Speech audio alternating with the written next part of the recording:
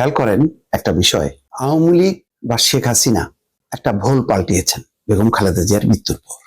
যেই কথাগুলো লিখেছেন এটা অকল্পনীয়, চিন্তাই করা যায় না। আসলে কি বেকায়দায় আছেন বলে কি লিখলেন, নাকি সত্যি সত্যি লিখলেন? একটু বিশ্লেষণ করি। শেখ হাসিনা কি বলেছেন? বলেছেন বাংলাদেশের প্রথম নারী প্রধানমন্ত্রী হিসেবে, প্রথম নারী প্রধানমন্ত্রী হিসেবে, নারী প্রধানমন্ত্রী হিসেবে প্রথমে, তার মানে একটা স্বীকৃতি দিলেন। তারপরে বলছেন, পরের লাইনটা খেয়াল করেন, গণতন্ত্র প্রতিষ্ঠার আন্দোলনে তার অবদান, গণতন্ত্র প্রতিষ্ঠার আন্দোলনে তার অবদান।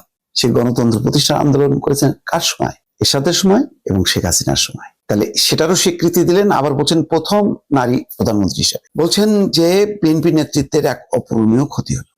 সত্যি ক্ষতি হলো, একটা কথাও কিন্তু মিথ্যা না।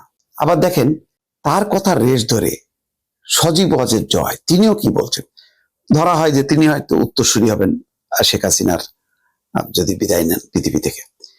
দেশের সংকটময় মুহূর্তে, মানে বাংলাদেশে এখন সংকটময় মুহূর্ত বলছেন, যখন সাধারণ মানুষের নিরাপত্তার অভাবে ভুগছে, নিরাপত্তা নেই সত্য, দেশকে অস্থিতিশীল এবং বিরাজনীতিকরণের অপচেষ্টা চলছে, কথাটা একেবারে মিথ্যা নয়, তখন তার এই চলে যাওয়া বাংলাদেশের উত্তরণের পথে, বাংলাদেশের উত্তরণের পথে এক গভীর প্রভাব ফেলবে। চিন্তা করা যায় এই দুইজনকে, মনে করেন শেখ হাসিনা ক্ষমতায় আর সজীব ওয়াজেদ জয়ও ওই তথ্য উপদেষ্টা নাকি বলে সেই পদে আছেন।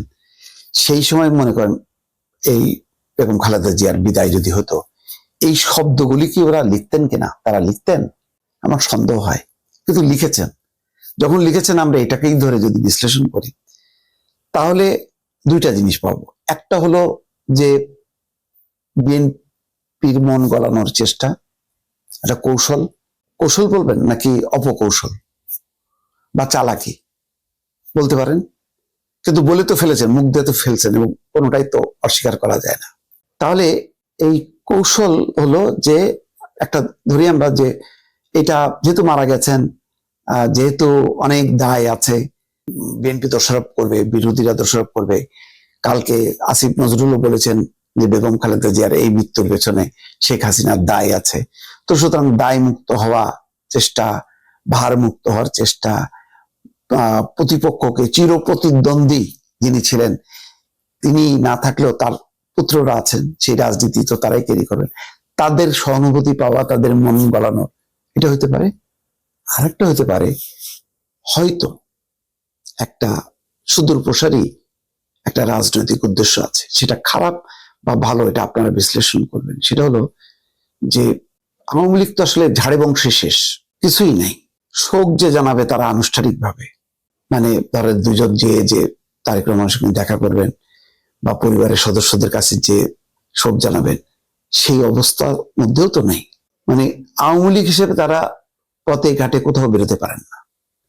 এবং দেখেন এক সময় খালেদা জিয়ার একটু যাতে মুক্তি দিয়ে চিকিৎসা করা যায়, দলও করেনি, যদি মাইন্ড করে, সেজন্য পরিবারের সদস্যরা মানবিক কারণে বারবার গেছে, আর বারবার এই চিঠি করে, একবার হোম মিনিস্ট্রিতে পাঠায়, একবার ল মিনিস্ট্রিতে পাঠায়, ল মিনিস্ট্রি হোম মিনিস্ট্রি পাঠানোর পরে 7 দিন 8 দিন 10 দিন পরে বলে যে না, আইনগত কারণে সম্ভব হচ্ছে না, রিজেক্ট করে।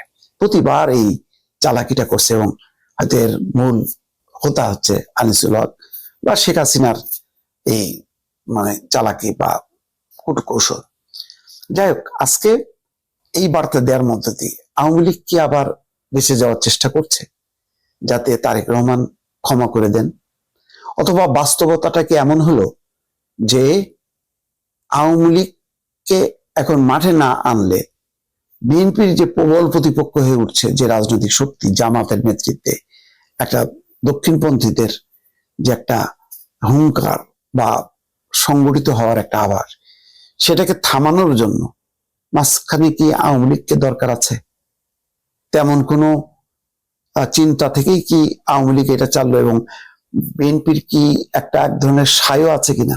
কারণ আগে রাজনীতির মাঠে ছিল বিএনপি জামাত, বিএনপির নেতৃত্বে এই ধর্মীয় রাজনৈতিক দলগুলো ছিল, কিন্তু প্রভাব ছিল বিএনপির, যদিও আস্তে আস্তে খেয়ে ফেলতেছিল বিএনপিকে জামাত।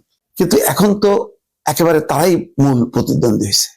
এটা তো বিএনপির জন্য অস্বস্তিকর। সেই কারণে কি একটা এই বেগম খালেদা জিয়ার মৃত্যুর মধ্য দিয়ে আওয়ামী লীগের কি রাজনীতিতে প্রবর্তন করার একটা সুযোগ হইল কিনা, আমি দর্শক এটা ভাবছি।